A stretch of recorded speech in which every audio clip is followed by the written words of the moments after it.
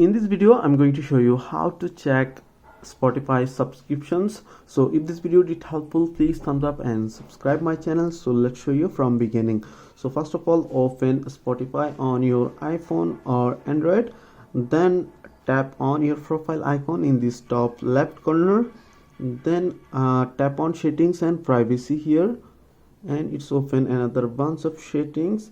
Then tap on account, and here's open your username, your email address or your plan.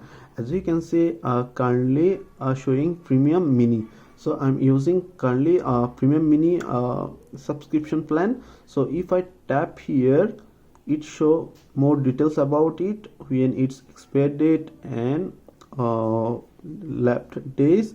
So here's the plan include, and as you can see, that how you check Spotify subscriptions. Or you can see all the plan here. As you can see, individual, duo, here showing all their package or plan. So pretty much that's it. If you have any questions, please let me know in comments. If this video did helpful, please thumbs up and share my video.